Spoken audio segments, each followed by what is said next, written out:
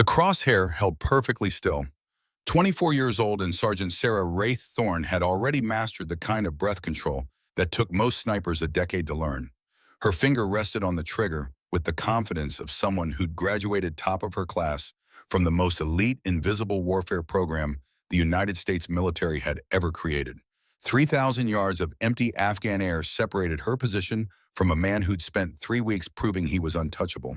He was about to learn that untouchable was just another word for arrogant. And arrogance, Sarah had learned in 6 intensive months at the Grayman program, was the easiest weakness to exploit. The question wasn't whether she could make the shot.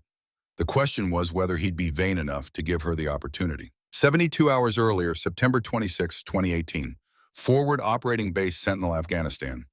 Sarah Thorne looked exactly like what she was, a 24-year-old woman who probably should have been finishing college, working some corporate job, living the kind of life that made sense to parents who'd never understood why their daughter wanted to join the military. Instead, she was sitting in a briefing room at a forward operating base in Afghanistan, one of only 3 people who'd graduated from the Grayman program in the past 5 years. The most classified, most intensive, most selective sniper training pipeline the Army had ever developed. She sat with perfect posture in desert camouflage that looked almost too clean, blonde hair pulled back in a regulation bun that seemed too perfect for a combat zone. Baby-faced enough that she could probably still get carded at bars back home. Young enough that every veteran in the room had the same doubt written across their weathered faces. Too young, too inexperienced, too female. Across the scarred wooden table, Staff Sergeant Jax Malone slouched in his chair with the particular confidence of a man who'd earned skepticism through 20 years of seeing people die from incompetence. 43 years old, former Delta operator, turned contractor, face carved from cynicism and too many deployments in places that didn't officially exist. He flicked a spent brass casing across the table towards Sarah. It spun and stopped directly in front of her like a deliberate insult. "Grayman program graduate," he said, voice loud enough to ensure everyone in the room heard. "Real impressive on paper, Sergeant. Let's see how all that fancy training holds up when someone's actually shooting back at you instead of paper targets on a nice, safe range." The other contractors chuckled. Knowing laughs, the sound of experience dismissing youth before it had a chance to prove itself. The sound of men who'd decided her capability based on her age and gender before she'd fired a single shot. Sarah didn't respond, didn't rise to the bait, didn't feel the need to defend herself with words when actions would speak louder. The Grayman program had taught her that the deadliest operators never needed to announce themselves. That silence was often a sharper weapon than any comeback. That letting people underestimate you was just another form of camouflage. She simply picked up the brass casing, examined it with professional interest, then set it aside without comment. The door opened before the tension could build further. Colonel Frank Donovan entered with the particular energy of a career officer who'd stopped believing in ceremony somewhere around his 3rd deployment.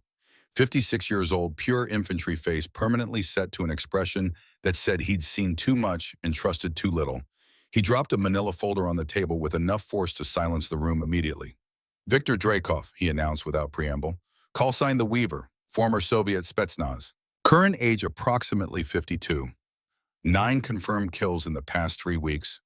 All NATO personnel, all long-range precision fire, all staged post-mortem like he's directing some kind of sick theatrical production." He clicked a remote and the projector behind him flickered to life, casting images onto the concrete wall. 9 photographs appeared in sequence.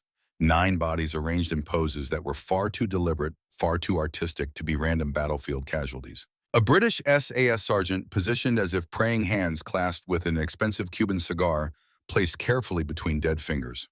A German corporal arranged as if writing a letter home, pen still in hand.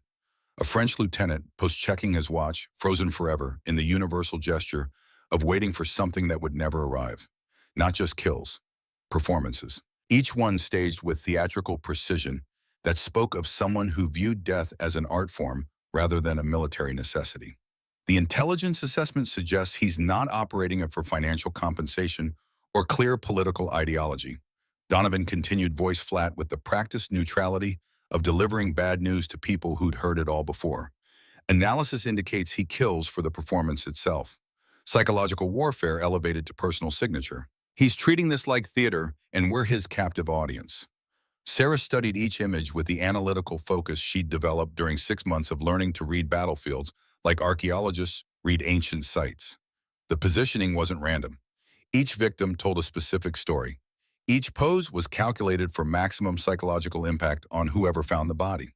This wasn't a soldier executing tactical objectives. This was a narcissist who'd weaponized ego into a 3-week killing spree and who was getting away with it because arrogance made him careful in all the wrong ways and careless in all the ways that mattered.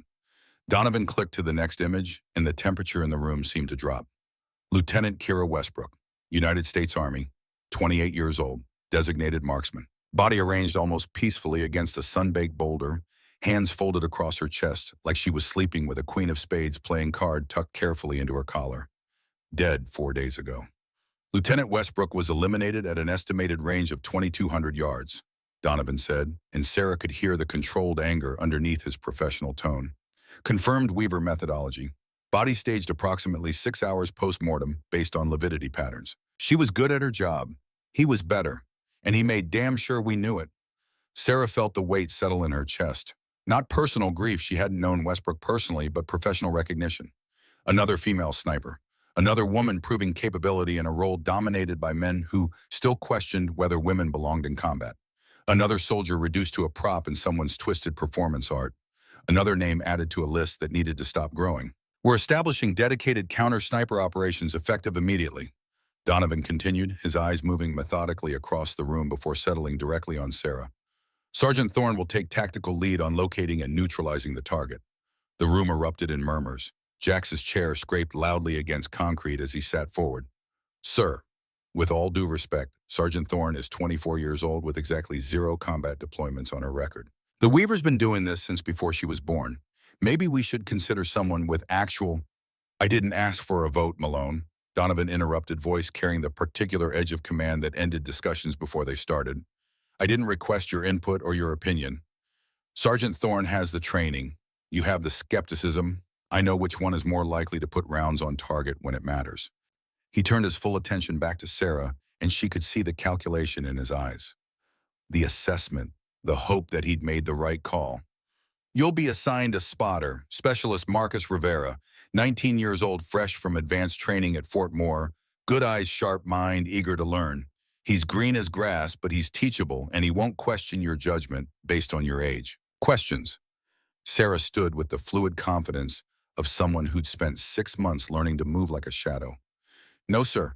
When do we deploy? 0500 tomorrow. Get your gear squared away and your mind right. Dismissed. The room emptied with the controlled chaos of soldiers converting information into action.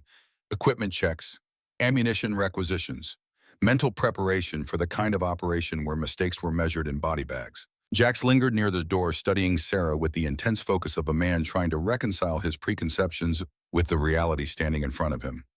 You really think you can take him? He asked. Not quite hostile anymore, but definitely not friendly. Just genuinely curious whether this young woman believed her own hype. Sarah met his gaze with the calm directness of someone who had nothing to prove and everything to demonstrate. I know I can read behavioral patterns. I know arrogance makes men predictable. I know the Weaver's been winning because he's better than everyone he's faced so far. She paused deliberately. And I know he hasn't faced anyone trained the way I was trained. So yes, Staff Sergeant, I really think I can take him. She walked past him into the Afghan sunset, leaving doubt and skepticism behind to follow at whatever pace they needed. Tomorrow would either prove her right or prove the doubters correct. Either way, the uncertainty would end. The education of Marcus Rivera. Sarah found her assigned spotter in the armory 90 minutes before sunset, attempting to assemble a high-end spotting scope with hands that trembled just enough to make the task significantly more difficult than it needed to be. Specialist Marcus Rivera. 19 years old, fresh out of advanced training from some small town in Texas where high school football mattered infinitely more than geopolitics or foreign policy. Face still carrying the softness of someone who'd enlisted 8 months ago and hadn't yet accumulated the particular weathering that came from seeing combat up close. He looked up when Sarah entered, stood so fast he nearly knocked over the tripod he'd been working with, and immediately started talking in the rapid-fire way people do when they're nervous and trying to cover it. Sergeant Thorne, I'm Rivera, Marcus Rivera, your spotter. I mean, I'm supposed to be your spotter, if that's okay with you. I've been training a lot. I'm ready. I know I'm young, and I know I don't have experience, but I graduated top of my class in spotting, and my wind reading scores were excellent, And I promise I won't let you down and breathe, Sarah interrupted, gently holding up one hand, and sit down before you break something expensive that we're going to need tomorrow. He sat, still radiating nervous energy, like a live wire throwing sparks in random directions. Sarah pulled up a chair, turned it backward, and straddled it with the casual ease of someone comfortable in her own skin. She studied Marcus with the same analytical focus she'd applied to the Weaver's crime scene photos. Young, scared, competent enough to graduate advanced training, but not experienced enough to trust that competence yet. Exactly the kind of person the older soldiers would dismiss as a liability. Exactly the kind of person she needed to keep alive and functional. "How's your wind reading at extended range?" she asked, voice carrying genuine curiosity rather than testing skepticism. "Good, I think. I qualified expert on range estimation up to—" "I don't care about your qualification scores." Marcus, Sarah interrupted again, but gently. "Qualification scores tell me you can read wind when conditions are controlled and predictable. I need to know if you can read wind when it's chaotic and trying to kill us." Marcus swallowed hard. I can read mirage patterns up to about 1,500 yards with good confidence. Heat shimmer tells me about air density changes. Vegetation movement gives me ground-level wind direction and approximate speed. I know all the mathematical formulas for wind drift compensation based on— "Forget the formulas," Sarah said, and watched his face cycle through confusion. "At 3,000 yards, formulas are educated guesses at best. You need to feel it more than calculate it. Understand, I—" He paused, genuine confusion replacing the nervous energy temporarily. "How do you feel wind at 3,000 yards when you can't even see your target clearly?" Sarah smiled. Small, professional, the kind that said she knew something worth learning and was willing to teach it. "You watch the enemy. The Weaver stays on his scope for exactly 4 seconds after each shot. I've been reviewing the after-action reports from his previous engagements. 4 seconds every single time. That's not tactical discipline. That's ego. He wants to observe the impact, watch the fear, see the chaos his precision creates. And in those 4 seconds, you can watch his heat signature, read his mirage patterns, understand the air column between his position and ours." Marcus's eyes widened with the particular recognition of someone learning something that textbooks never taught. "You've already been studying him, building a profile." "Since the moment I saw the briefing photos. He's not just arrogant, he's predictably arrogant. Theatrical, needs an audience to validate his skill. That's not just a personality flaw, Marcus. That's a tactical weakness waiting to be exploited by someone patient enough to set the trap properly." She stood and began checking her M24 rifle with the automatic precision of muscle memory built through thousands of repetitions. "We're not hunting a ghost tomorrow. We're hunting a peacock. And peacocks need to display their tail feathers to feel alive. They need an audience to appreciate their beauty. Our job is to make him want to show off. Then we put a bullet through his arrogance while he's busy admiring himself." Marcus watched her work, some of the visible fear bleeding out of his expression and being replaced by something closer to focused determination.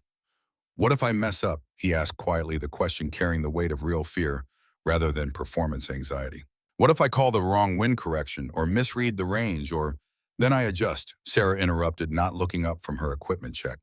"That's what snipers do, Marcus. We adjust. We compensate. We adapt. You're not going to be perfect tomorrow. Nobody is perfect on their first real-world deployment against an enemy who's been doing this since before you were born. But you're going to be present. You're going to observe.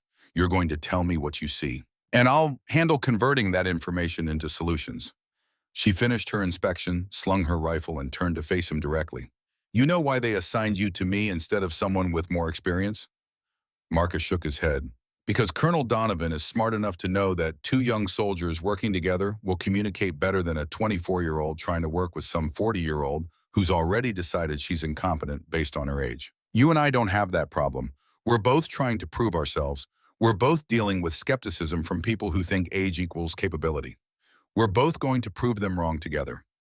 She moved toward the door, then paused and looked back. "Get some sleep, Marcus. Tomorrow we go hunting. And the Weaver is about to learn that the most dangerous predator is always the one he never sees coming. The Wadi ambush. Dawn came to Afghanistan the way it always did. No gentle transition. No gradual warming. Just the sudden violent arrival of light and heat that transformed the landscape from merely hostile into actively antagonistic toward human survival. The convoy moved through terrain that looked like God had started building mountains, gotten bored halfway through, and wandered off to work on some other project. Jagged ridges of stone, narrow valleys carved by water that hadn't flowed in decades. Scattered boulders the size of buildings creating perfect ambush positions every 100 yards. Sarah rode in the second Humvee, rifle propped between her knees, eyes constantly scanning the high ground with the automatic vigilance that had been drilled into her through 6 months of training that never let her forget complacency kills faster than bullets. Beside her, Marcus gripped his spotting scope like a security blanket, knuckles white with the tension of someone trying very hard not to show fear and failing completely. "You're going to be fine," Sarah said, without looking at him, voice carrying over the engine noise and radio chatter. "How can you possibly know that?" Marcus asked, and she could hear the genuine curiosity underneath the fear. "Because you're with me, and I'm very, very good at my job." It wasn't arrogance, just statement of fact delivered with the confidence of someone who'd spent 6 months being tested against impossible standards and exceeding them consistently. The convoy entered the wadi just past 0800 hours, a narrow canyon where stone walls rose steep and unforgiving on both sides, funneling the vehicles into a choke point barely wide enough for two Humvees to pass side by side, natural ambush territory. The kind of terrain where tactical doctrine said, "Avoid if possible," and operational reality said, "Go through it anyway because the alternative takes 3 extra hours we don't have." Heat radiated off the rock faces in visible waves, creating the kind of atmospheric distortion that made long-range shooting nearly impossible for anyone who hadn't spent months learning to read mirage like a second language. Sarah felt it before she heard it. That particular tension in the air that preceded violence. The way experienced soldiers stopped mid-sentence and gripped weapons a little tighter. The shift in collective awareness that happened when predator instinct recognized threat before conscious thought could name it. The first shot came at 0817. No warning, no preliminary ranging shot, just the sudden violent explosion of a helmet that some sergeant had mounted on a pole as a decoy, still believing in tactics that had stopped working against professionals somewhere around 2005. The helmet disintegrated into polymer fragments that sliced through superheated air like shrapnel, and the sergeant who'd been holding the pole dropped hard with his hand pressed against his face where a piece had opened his cheek deep enough to expose teeth. Then the screaming started, multiple voices overlapping, the particular chaos of trained soldiers suddenly realizing that all their preparation meant nothing against an invisible enemy who was better at this than they were. Contact, contact, sniper unknown range. All units take cover. The convoy froze and scattered simultaneously. Soldiers poured out of vehicles in controlled panic, scrambling for cover that didn't actually exist in a canyon designed by geology to be a perfect kill funnel where every position was exposed from somewhere. Sarah moved without conscious thought, training older than memory, muscle memory converting recognition into action before her brain could complicate it with analysis. She was out of the Humvee and pressed flat against the stone wall before she'd even registered the decision to move. Marcus materialized beside her half a second later, spotting scope already coming up, already tracking, already hunting, despite the fear she could see in his eyes. "Range?" Sarah asked, voice perfectly calm, perfectly professional. "Far," Marcus managed, eye pressed to his optic. No muzzle flash visible, no dust signature. He's using suppression and professional concealment discipline. Minimum 2,500 yards. Could be 3,000 or more. Hard to judge with these thermals. Well, 3,000 yards. The number landed in Sarah's consciousness like prophecy. A second shot punched through a machine gun bipod with surgical precision, sending the weapon clattering uselessly into the dirt and sending the gunner scrambling backward on his ass with eyes wide enough to show white all the way around. Sarah's mind shifted immediately into the calculating space where fear became data and data became tactical solution. Shot 1 helmet, theatrical announcement of presence. Establishing dominance. Shot 2 weapon, tactical elimination of defensive capability. Proving he could kill but choosing not to. Pattern psychological warfare, not efficient elimination. Maximum fear, minimum actual casualties. The Weaver. "Captain," Colonel Donovan's voice crackled over the radio, rough with the controlled panic that came from command responsibility. "I need a firing solution right now." Yasha scanned the ridgeline systematically with naked eye, first then through her scope. North, east, south, west. Hundreds of potential positions that could hide a skilled shooter. Thousands of yards of empty air where bullets traveled faster than sound and arrived before their own report. And somewhere out there in all that hostile geography, a man who turned killing into performance art was conducting his latest show. "Working on it, sir," Sarah replied, voice carrying the professional calm that came from 6 months of training that had taught her to shove terror into a mental box and sit on the lid until the crisis passed. Marcus's scope tracked in smooth professional sweeps across the northern ridgeline, reading rock, measuring shadow, looking for the microscopic details that separated empty landscape from occupied hide.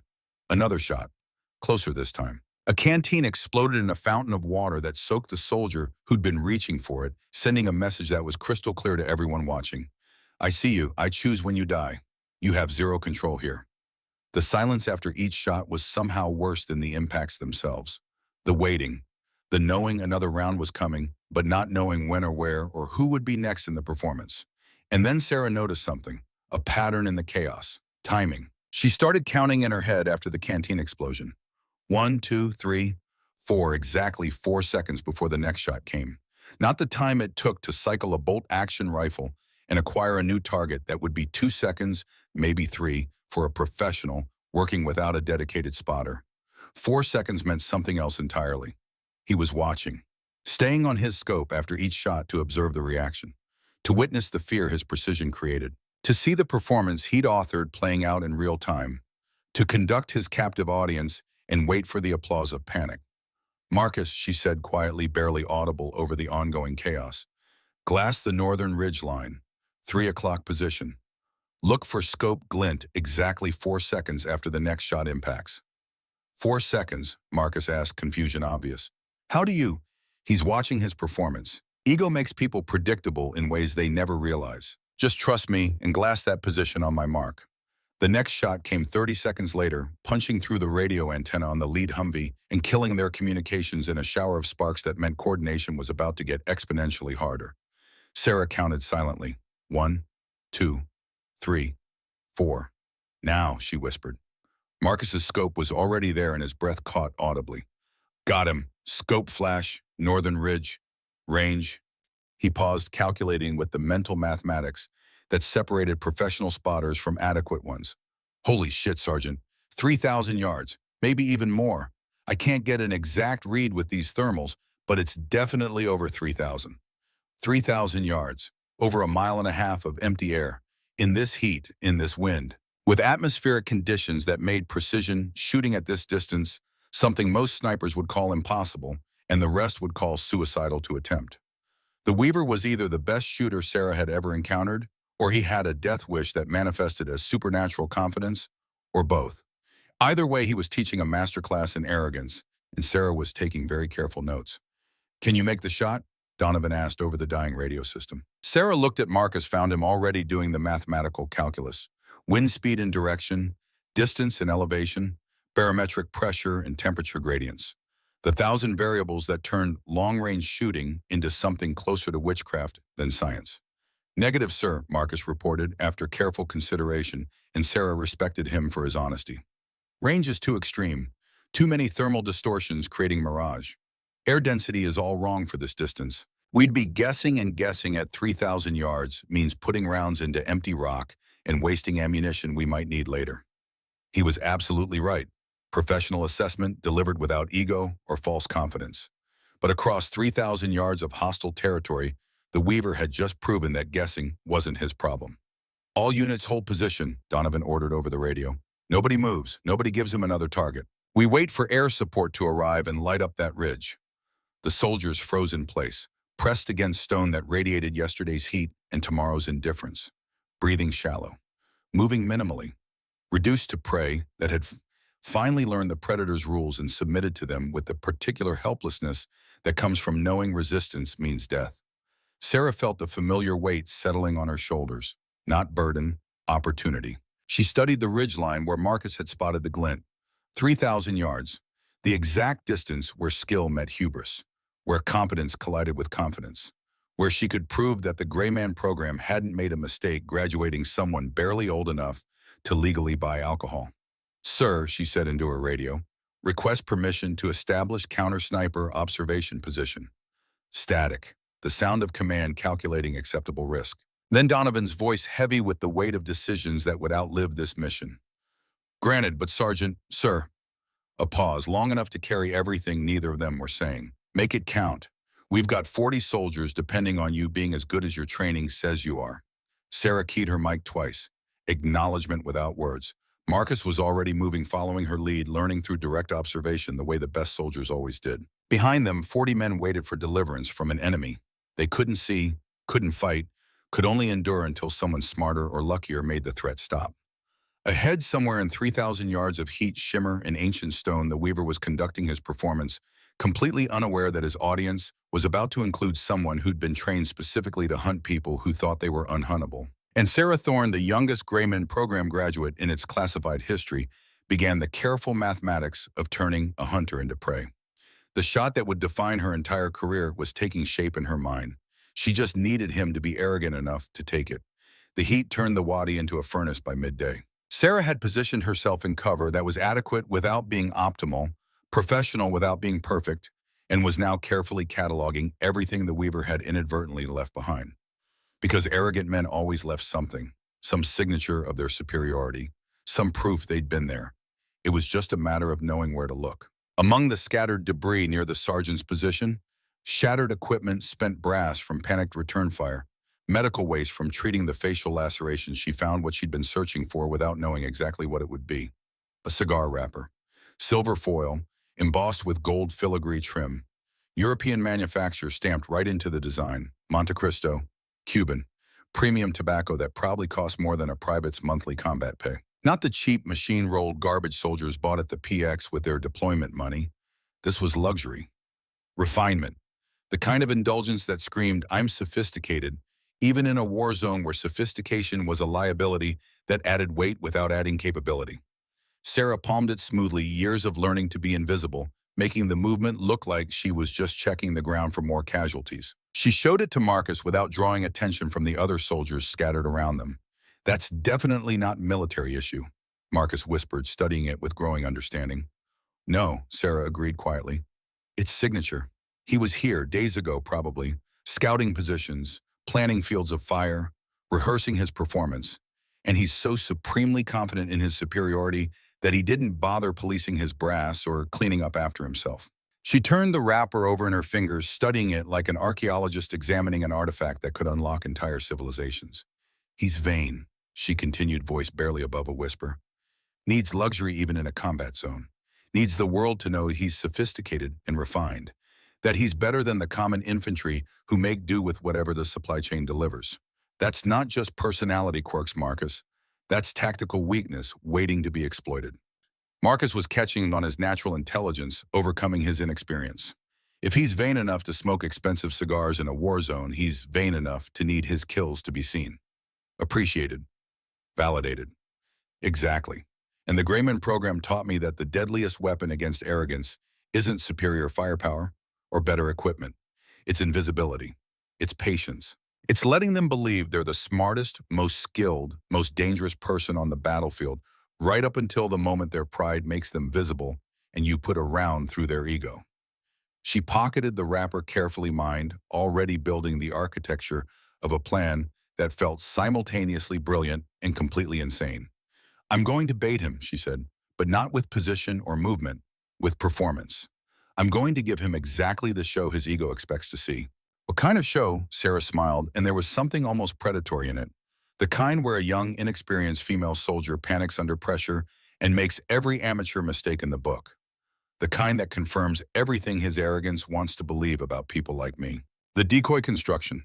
Over the next 2 hours, while the convoy remained frozen in the wadi waiting for air support that kept getting delayed by higher priority missions, Sarah carefully constructed her trap using components so simple they looked like desperation rather than strategy. A spare tan-colored shirt from her pack. A coil of paracord that had been standard issue since someone figured out rope had approximately 10,000 uses in combat environments. A shard of broken mirror from a vehicle's shattered side panel edges still sharp enough to catch both sunlight and skin with equal efficiency. The materials of deception. Not expensive, not high-tech, not sophisticated, just the fundamental components of making someone believe what you needed them to believe. We're building a decoy, she explained to Marcus as her hands worked with practiced efficiency. But not a good one, not a professional one. I want this to look like amateur hour. like someone who studied the manual but never really understood the practical application. She positioned the shirt to slump against rocks in a way that suggested exhausted shoulders giving up on proper concealment discipline. Secured it with paracord tied in knots that would hold under tension, but looked hasty to trained eyes. Wedged the mirror shard into a gap between rocks, angling it to catch sporadic nervous glints of sunlight. The whole construction screamed, "I don't know what I'm doing, but I'm trying really hard and I'm scared." It looked desperate, clumsy, exactly the kind of setup a terrified soldier with more training than experience might create when panic started overriding doctrine. Perfect. Marcus watched the construction with growing comprehension. You're making it look intentionally bad. I'm giving the weaver exactly what his ego tells him to expect. A young soldier, probably female based on the size profile he'll read through his optics. Panicking under his sustained pressure. Making rookie mistakes born from fear rather than incompetence.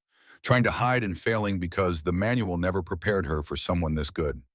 She stepped back, evaluated her work from multiple angles, adjusted the mirror to create even more erratic light patterns. And when he shoots it, Marcus asked, he might not. Professionals don't always take obvious bait. Sarah settled into her real position, 15 feet away, proper cover, proper angles, proper everything. But either way, he's going to observe it, study it, let it confirm what he already believes about young American soldiers who got promoted too fast through programs that lowered standards. And that confirmation bias is going to make him confident. Maybe confident enough to make a mistake. 2 hours of waiting followed. The sun climbed higher, transforming heat from merely oppressive into actively dangerous. Soldiers sipped water, carefully rationing supplies nobody knew how long they'd need to last. And then at 14:27 hours, Sarah made her move.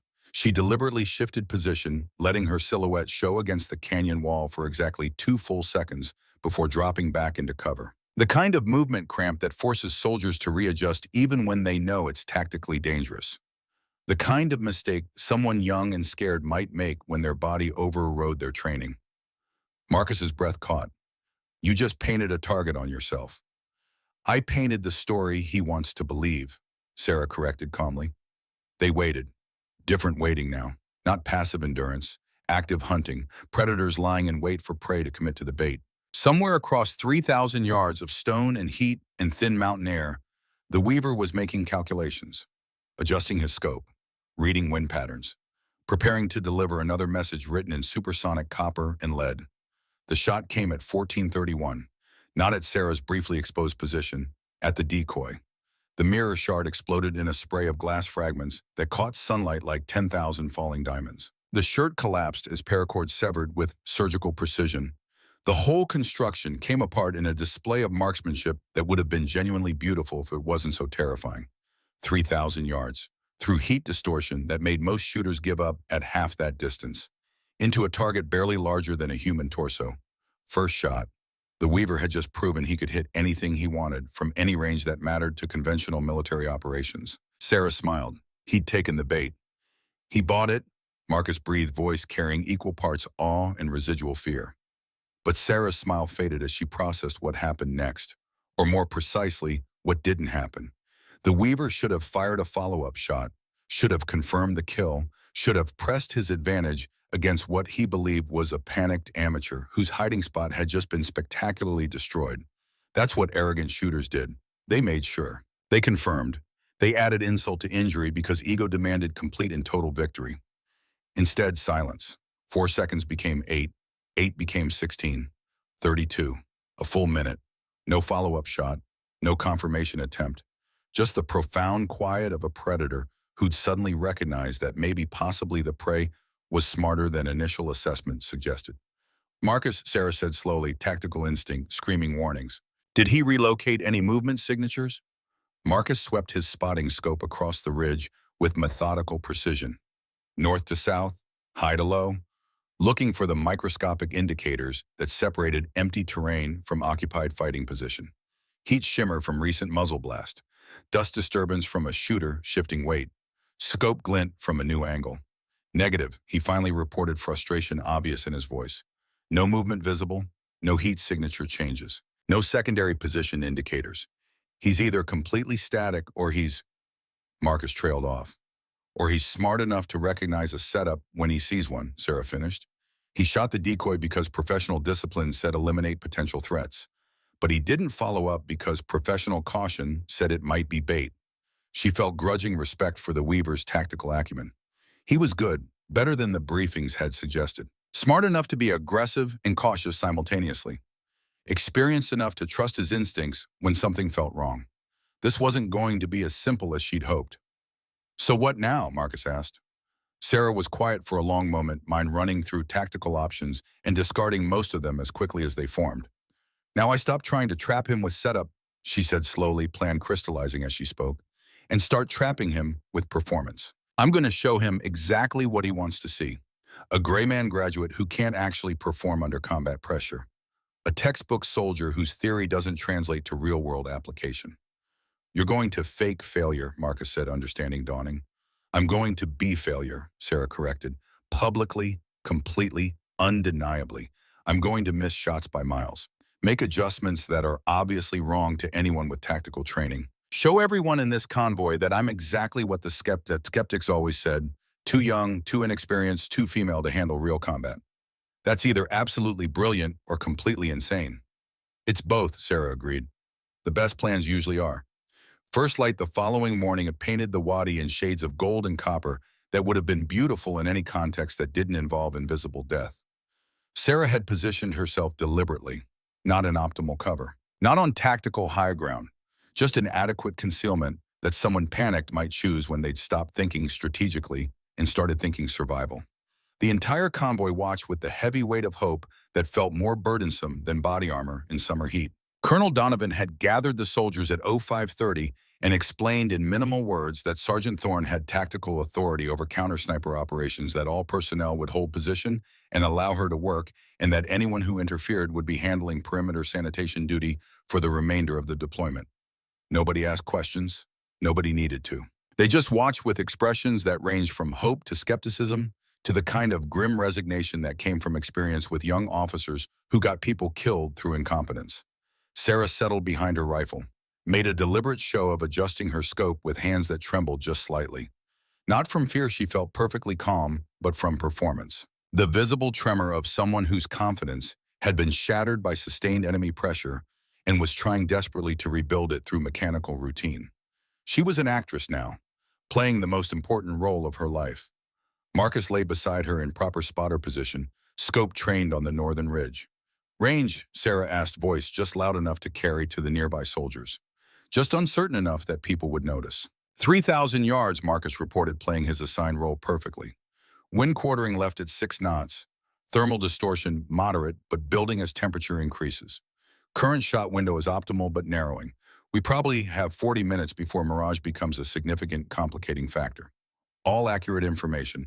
All data that would tell the Weaver they'd successfully located his general area. All confirmation that would make him adjust his assessment of American capability while maintaining his fundamental sense of superiority, because range estimation was basic level skill. Sarah made an elaborate show of calculating with her dope card, adjusting her scope's elevation turret, checking her data one more time like someone who'd studied the manual extensively but never quite internalized the practical application under stress. Then she fired. The recoil punched her shoulder exactly as thousands of training repetitions had conditioned her to expect. The round sailed through 3 full seconds of flight time before impacting stone 3 feet high and 2 feet right of where the Weaver's position should be based on Marcus's ranging data. A complete miss, not even close to threatening. The kind of shot a nervous rookie makes when theory collides with reality and reality wins decisively. Around her, soldiers groaned audibly. Bodies shifted in that particular way people do when hope deflates. The sound of disappointment that had been building since a 24-year-old was given tactical authority based on classified training instead of demonstrated capability. Someone muttered just loud enough to be heard, "Textbook theory doesn't mean shit when people are shooting back." Another voice dripping with the kind of sarcasm that came from too many deployments with incompetent leadership. Grayman program. Real elite can't hit a static target at known range with perfect conditions. Sarah heard every word, felt each one land exactly where it was intended. Let the doubt and mockery feed her performance, because every whispered criticism made the story more convincing. Because 3,000 yards away, through optics powerful enough to read facial expressions and body language, the Weaver was watching, getting exactly the confirmation his ego craved. proof that he was superior. Evidence that American training programs had lowered standards to meet diversity quotas rather than maintaining capability. Validation that his legend was justified and her reputation was inflated mythology that couldn't survive contact with his reality. Marcus's voice came quiet, meant only for her ears. You're selling this really well. They're completely convinced you're failing. Good, Sarah murmured back. That's exactly the point. The more they believe it, the more he believes it. She worked the bolt with hands that looked slightly unsteady, chambered another round, made another obvious show of adjustment that anyone with professional training would immediately recognize as fundamentally incorrect. 2 clicks right on her windage turret when basic ballistics demanded left compensation. 1 click down on elevation when the distance clearly required increasing the angle. The deliberate mathematics of intentional failure. She fired again. This round sailed even wider, 5 feet off target. The impact sent up a spray of pulverized stone dust that marked exactly how incompetent the shot had been. Behind her, Jax Malone's voice carried clearly across the canyon, and Sarah could hear the cruel satisfaction in it. 24 years old, Gray Man program graduate. Can't make a shot my grandmother could make with iron sights and arthritis. Should have known better than to trust someone who learned everything in a classroom instead of earning it through actual deployments. The words were designed to hurt. They would have devastated her if they weren't exactly what she needed him to say. Sarah didn't respond, didn't turn, didn't give him the satisfaction of visible reaction. Just worked the bolt again with hands that looked increasingly unsteady. Chambered the 3rd round that would complete the tactical geometry she was painting across 3,000 yards of Afghan mountainside. But this time something fundamental changed in her scope picture. Through the extreme magnification where heat shimmer made everything questionable and wavy, where most shooters would have given up trying to identify anything specific, Sarah saw movement.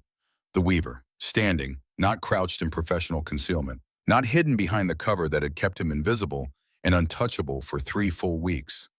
Standing fully upright in his fighting position like a man who'd completely stopped worrying about return fire because he knew with absolute certainty that his enemy was broken. Arrogance made flesh, pride made visible, ego transformed into targeting solution.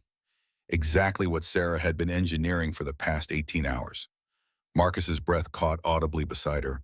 Ghost, Jesus Christ, he's standing. Full profile, I can't believe he's actually... He thinks I'm finished, Sarah said, voice empty of performance, now just pure tactical assessment delivered in flat professional tones. He's watching the amateur collapse in real time, enjoying his victory before delivering what he believes will be the killing shot, savoring the moment before he adds me to his collection. Around them, the convoy remained frozen. Nobody else had optics powerful enough to see what Marcus's spotting scope revealed. They just saw their assigned sniper missing by increasingly larger margins, making adjustments that were obviously wrong, proving every skeptical thing that had ever been whispered about young soldiers getting promoted beyond their capability through programs that valued diversity over demonstrated skill. Colonel Donovan's voice crackled over the radio. Sharp, final. The tone of command that had reached the absolute end of tolerance. Sergeant Thorne, stand down immediately. You're relieved of... 30 seconds, sir, Sarah interrupted with the calm of someone who'd already committed to a course of action and wasn't accepting alternatives. Give me 30 seconds. Silence on the radio, heavy, weighted with the calculation of whether to allow it or end it immediately and deal with the consequences of undermining her authority in front of 40 soldiers. Then 30 seconds, Sergeant.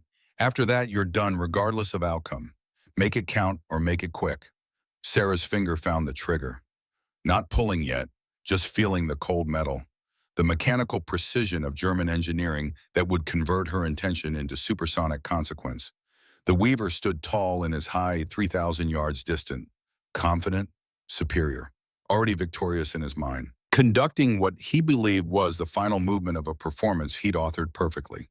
He had absolutely no idea the curtain was about to fall, had no idea that every single miss had been painting corners of a geometric kill zone, had no idea that the terrified amateur he was watching was about to remember 6 months of Grayman training that had taught her to weaponize invisibility and patience. Sarah made her final scope adjustment. Not the wrong way this time, the right way. 3 clicks left for wind compensation. 2 clicks up for elevation at 3,000 yards. Coriolis adjustment for the Earth's rotation that pushed long-range bullets in directions that most people never even considered. The complete mathematics of precision that she'd never actually forgotten, despite spending the last day pretending she had. Marcus read her scope adjustments with the practiced ease of professional spotters, and his voice went very quiet with sudden recognition. Ghost. You're not. I never was, Sarah confirmed. Her crosshair settled on the Weaver's chest. Center mass. The kill zone that every professional learned to acquire instinctively before ego or theater or arrogance entered the equation. 3,000 yards became pure mathematics. Wind became calculable variable. Distance became solvable equation. The Weaver's pride became the exact targeting solution that put him precisely where she needed him. She drew a slow, controlled breath, filling her lungs with air that tasted like dust and vindication, and the particular clarity that comes when you stop pretending to be something you're not. Found the natural respiratory pause where the human body goes perfectly still, between exhale and the biological need for fresh oxygen, and squeezed the trigger exactly the way the Gray Man program had taught her through 6 months of training that never let her forget patience wins. Precision matters. Performance kills. The rifle spoke with the authority that ended arguments, performances, and legends built on the arrogance of believing yourself untouchable. The bullet left the muzzle at 2,800 feet per second, traveled through air that tried to push it sideways with wind that varied at different altitudes through temperature gradient, hence, that changed atmospheric density at microscopic levels, that accumulated over distance against gravity, pulling relentlessly downward at 32 feet per second squared. Crossed 3,000 yards of Afghan morning, where heat was building and thermals were rising and 100 variables were actively trying to turn precision into approximation. The round completed its journey in 3.7 seconds. Time enough for the Weaver to register peripheral movement through optics magnified to show individual uniform threads. Not enough time to process meaning. Not enough time to understand that the amateur performance had been exactly that performance. Not enough time to realize that underestimating youth had been his first mistake, and standing tall had been his last. His brain was still calculating trajectories and threat assessment when copper-jacketed lead, moving faster than sound, delivered physics' final irrevocable lesson about the cost of arrogance. The round struck 2 inches left of center mass, through ribs that offered minimal resistance to supersonic metal, into the thoracic cavity where heart and lungs shared the same fragile real estate between living and permanent absence. Impact folded him backward. No cinematic slow motion. No dramatic collapse worthy of the theater he'd been conducting. Just immediate physics converting vertical to horizontal threat, to neutralized legend, to statistic. One moment standing in absolute triumph. Next moment something gravity claimed with complete indifference. He disappeared behind the ridgeline that had been his fortress. Gone. Silence crashed over the wadi, heavier than heat, heavier than fear. Heavier than the 3 weeks of sustained terror he'd inflicted on every NATO unit operating in this sector. Sarah stayed welded to her scope for 5 full seconds, counting heartbeats that thundered in her ears like artillery, confirming what 6 months of training had taught her to verify before allowing celebration assumptions kill faster than bullets. The scope showed empty space where the Weaver's silhouette had been. No movement, no muzzle flash indicating return fire. No indication that 3,000 yards was anything but permanent and final. She worked the bolt with mechanical precision that had become pure reflex. The spent brass casing ejected tumbled through air, heated by propellant combustion, struck stone with a sound like punctuation, ending a sentence written in violence and mathematics, and 6 months of the most intensive training the United States military had ever designed. The empty shell lay smoking in dust and morning light, a small monument to decisions that couldn't be recalled once trigger pressure exceeded 4 pounds and converted intention into irreversible consequence. Behind her, the convoy absolutely erupted. Not in restrained military professionalism, not in quiet acknowledgement of threat elimination, in pure, unfiltered, cathartic celebration. 40 soldiers who'd been pinned down and terrified for hours suddenly realizing they might actually survive this deployment. Whoops and cheers and the kind of primal victory sounds that would have gotten them killed minutes earlier, but now felt completely earned and entirely appropriate. Marcus grabbed Sarah's shoulder hard enough to actually hurt. Holy shit, did that just 3,000 yards one shot? You actually confirmed target status immediately. Colonel Donovan's voice cut through the celebration, professional and controlled, but Sarah could absolutely hear the relief and vindication underneath. Marcus swung his spotting scope back toward the ridge, hands steady now, in ways they hadn't been during the entire deployment. No movement visible. Target appears down. Recommend immediate dispatch of confirmation element to verify elimination. Sarah finally pulled away from her rifle, blinked against sunlight that seemed too bright for a morning that had started with deliberate humiliation and ended with impossible success. Her shoulder ached where recoil had delivered its familiar punch. Her hands wanted to shake with adrenaline that had nowhere productive to go now that the crisis had resolved into aftermath. She'd made the shot. 3,000 yards through heat and wind and atmospheric conditions that made the attempt borderline suicidal for anyone without her specific training. Had turned the Weaver's pride into her targeting solution. Had proven that 24 years old meant capable, not incompetent. Had demonstrated that the Gray Man program's faith in her hadn't been misplaced. The feeling flooding through her wasn't just satisfaction, it was triumph.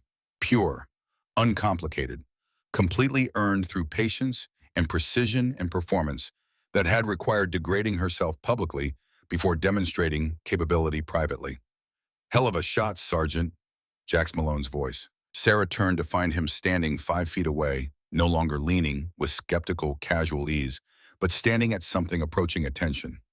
Arms no longer crossed in defensive dismissal, face carrying an expression she'd never seen there before. Respect. Genuine, earned, undeniable respect. That was, he paused, visibly searching for adequate words. That was the most professional, most tactically brilliant piece of long-range shooting I've witnessed in 23 years of military and contract operations. The patience, the psychological warfare, the performance discipline, that was textbook theory elevated to masterclass execution. Sarah met his eyes directly, held them. Thought I was just a 24-year-old with fancy training and no real-world experience. Thought my grandmother with arthritis could outshoot me. To his absolute credit, Jax didn't flinch from the callback or try to deflect. I was wrong, completely, thoroughly, embarrassingly wrong. You just taught me more about tactical patience and psychological operations in 3 days than I learned in 2 decades of allegedly professional service. I'm sorry for doubting you.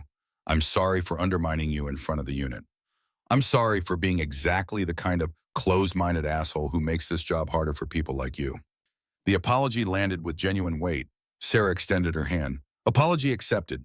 Now help me make sure the next young soldier doesn't have to deal with the same skepticism based on age instead of demonstrated capability.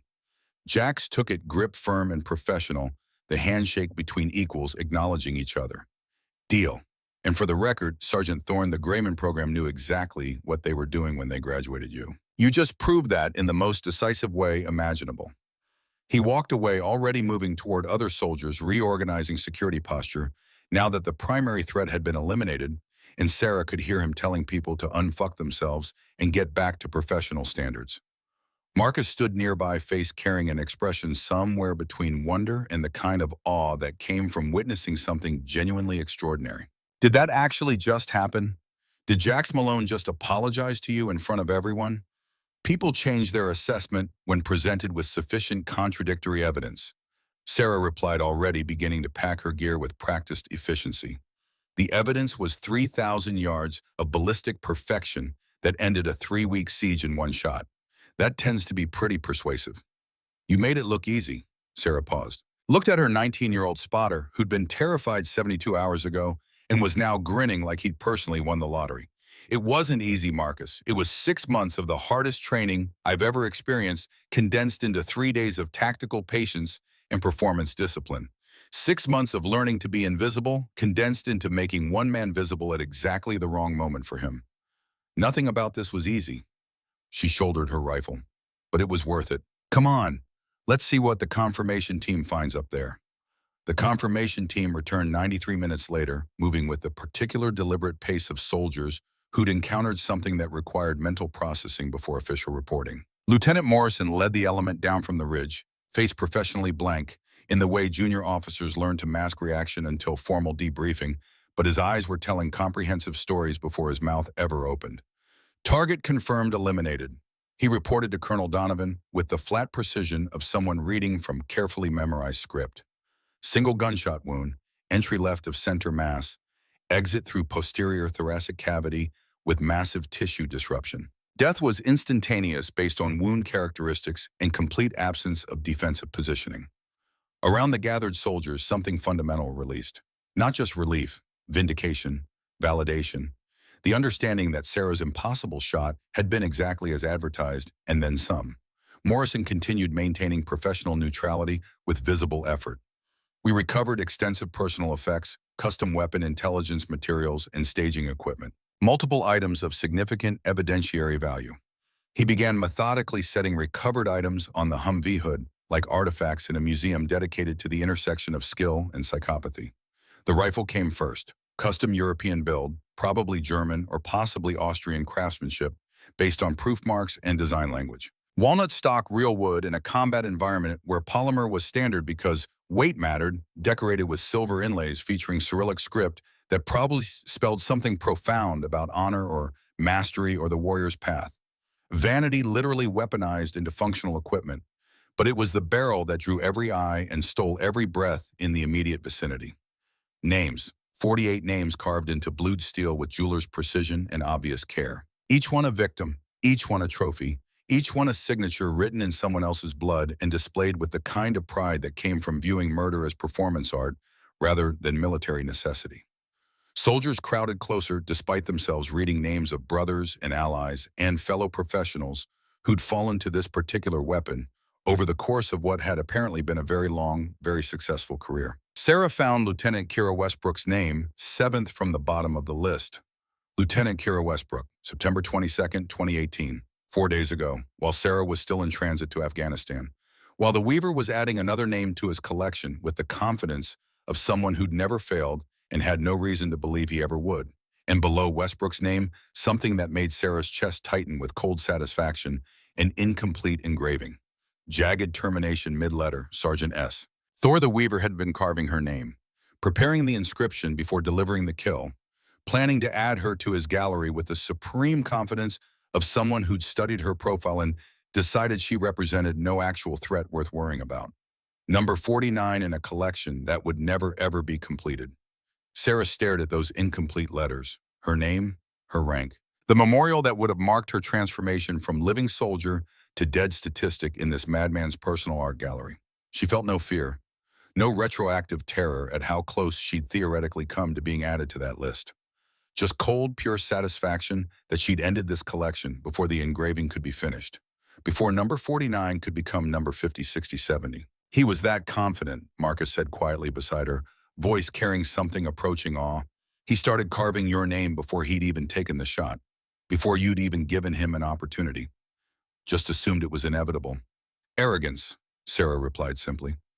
The exact same thing that made him stand up when tactical discipline said stay down. The exact same thing that made him visible when invisibility was his only defense. The exact same thing that killed him when he'd survived everything else. Lieutenant Morrison cleared his throat, deliberately drawing attention back to official reporting. There's additional material, Sergeant. We found this in his personal kit.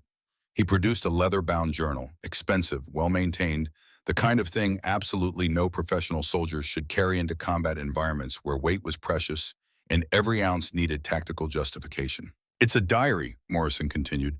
Detailed entries for every single kill, times, dates, ranges, weather conditions.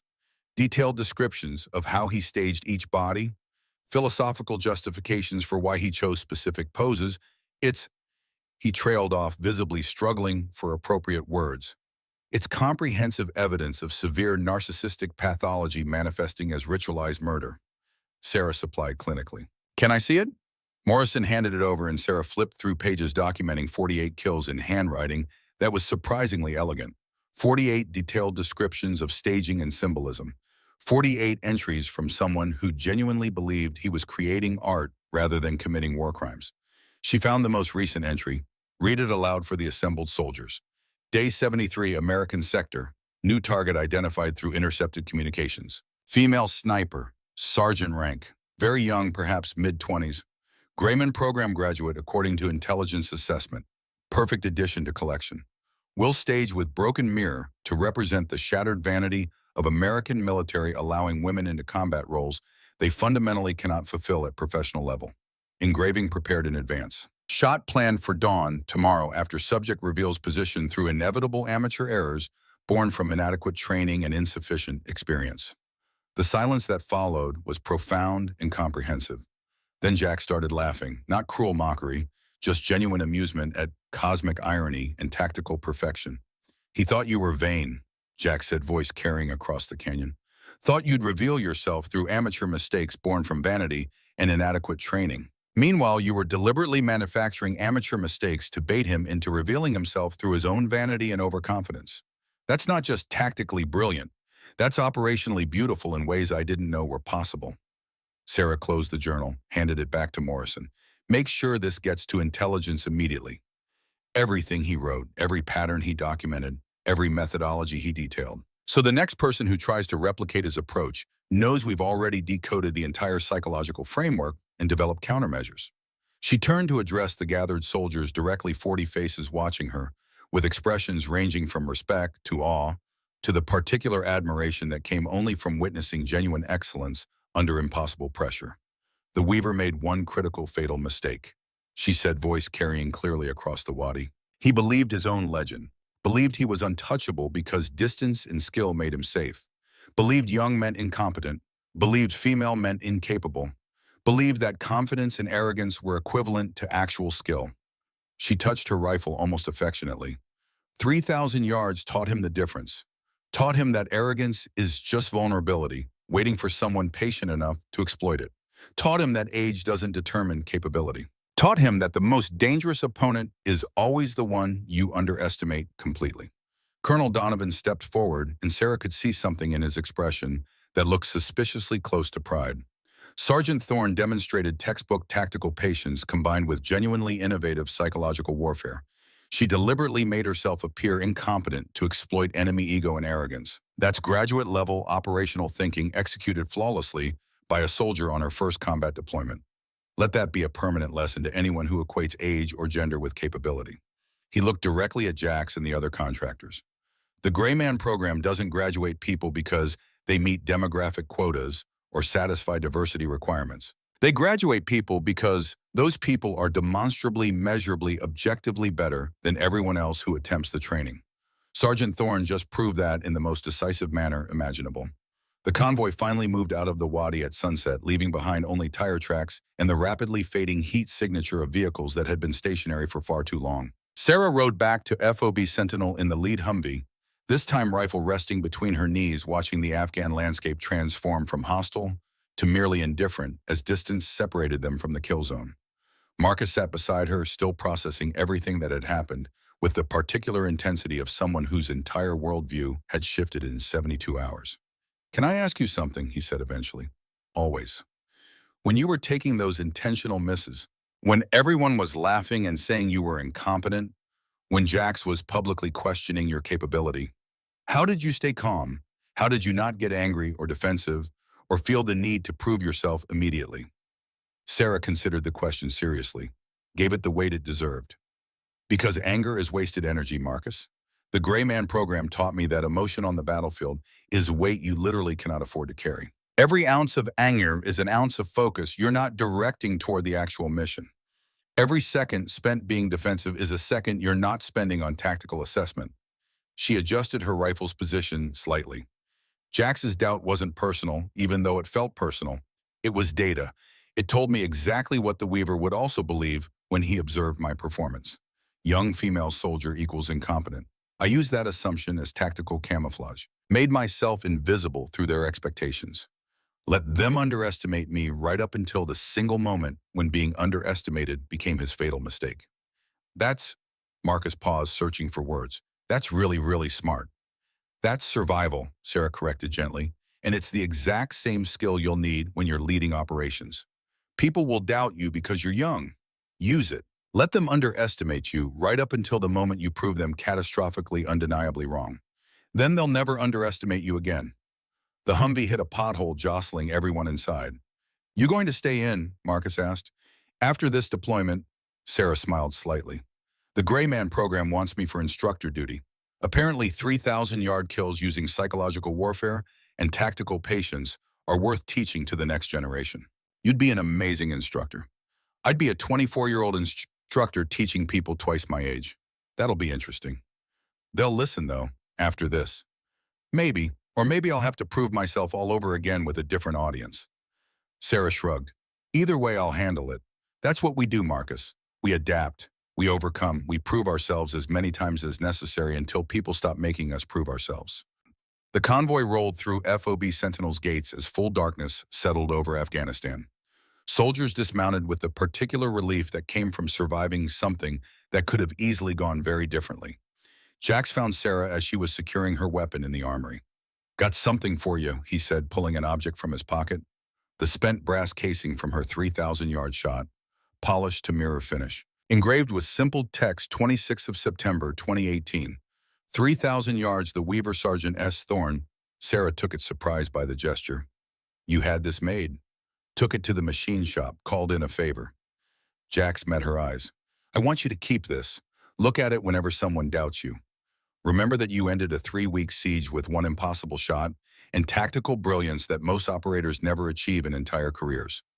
Remember that you were right and I was wrong. Remember that capability doesn't have an age requirement." Sarah pocketed the brass carefully. "Thank you, Jax. This means more than you probably realize. Just promise me one thing." "What's that?" "When you're teaching the next generation at the Grayman program, make sure they understand that the best operators aren't always the oldest or most experienced. Make sure they know that youth and capability can coexist. Make sure they learn the lesson I had to learn the hard way." Sarah extended her hand one final time. "I promise, and thank you for learning it. A lot of people never do." They shook, and Sarah could feel the fundamental shift in how Jax viewed her. No longer skeptical, no longer doubtful, just respectful acknowledgement between professionals who'd both learned something valuable. Somewhere in a classified training facility that didn't appear on any official maps, Sarah Thorne stood in front of 20 Grayman program candidates. The youngest instructor in the program's history, teaching the most advanced invisible warfare curriculum the military had ever developed. "Long-range precision shooting isn't just about ballistics," she was saying, pacing in front of a massive topographical display. "It's about psychology, about understanding that every operator, no matter how skilled, has weaknesses. Your job is to find those weaknesses and exploit them with patience that outlasts their confidence." She pulled up the case studies she'd been working through with them. 3,000 yards. The Weaver, Afghanistan, September 2018. This target had survived 20 years through technical skill and tactical discipline. He was better than everyone he'd faced, but he had one critical vulnerability: arrogance. He needed to be seen, needed his kills to be appreciated, needed validation that he was the best. She clicked through tactical diagrams showing the geometry of the operation. "So we gave him exactly what his ego wanted to see: amateur mistakes, visible panic, confirmation that he was superior. We made him confident enough to stand up. And the moment pride made him visible, we ended his entire collection with one shot." One of the candidates raised a hand, a 37-year-old sergeant with multiple deployments and obvious skepticism about being taught by someone half his age. "Sergeant Thorne, with respect, this seems like an extreme example. How often are you actually going to encounter targets with this specific psychological profile?" Sarah smiled. "Every single time you face an enemy who's survived long enough to believe they're good at this job. Competence breeds confidence. Confidence unchecked becomes arrogance. Arrogance creates predictable patterns. Your job is recognizing those patterns and exploiting them before they exploit yours." She advanced to the next slide. The Weaver's mistake wasn't standing up. It was believing his own legend, believing that young meant incompetent, that female meant incapable, that his experience made him invulnerable. She met the skeptical sergeant's eyes directly. "Don't make his mistake. Never underestimate an opponent based on age, gender, appearance, or any other factor except demonstrated capability. Because the moment you do, you become exactly as vulnerable as he was. And there's always someone out there patient enough to exploit that vulnerability." The class continued for another 2 hours, breaking down every tactical decision, every psychological calculation, every moment of patience that had led to 3,000 yards of perfection. When it ended, the skeptical sergeant approached her. "I owe you an apology, Sergeant Thorne. I doubted whether you had the experience to teach this material. That was the exact mistake you were warning us about." Sarah smiled. "And now you'll never make it again. That's how learning works. Welcome to the Grayman program. Let's make sure you graduate ready to handle anything." 12 months after Afghanistan, Sarah received a letter, handwritten, forwarded through several classified channels before reaching her desk at the Grayman instruction facility. From Marcus Rivera, now Sergeant Rivera leading his own sniper team somewhere that officially didn't exist. Sergeant Thorne used your 3,000-yard tactics last month. Different target, same psychology. Guy thought he was untouchable, thought we were too young and inexperienced to be a real threat. We let him believe it right up until the moment I put a round through his arrogance at 4,200 yards. New record, you taught me well. The brass is on my desk, looking at it every morning the way Jax looks at yours. Thank you for teaching me that capability isn't measured in years. Flint, Sarah smiled, filed the letter carefully, and returned to preparing her next class. Because the Grayman program continued. The invisible war continued. And somewhere out there, young operators were proving that legends could be built at any age if you were patient enough, skilled enough, and confident enough to let arrogance defeat itself. 3,000 yards had been just the beginning.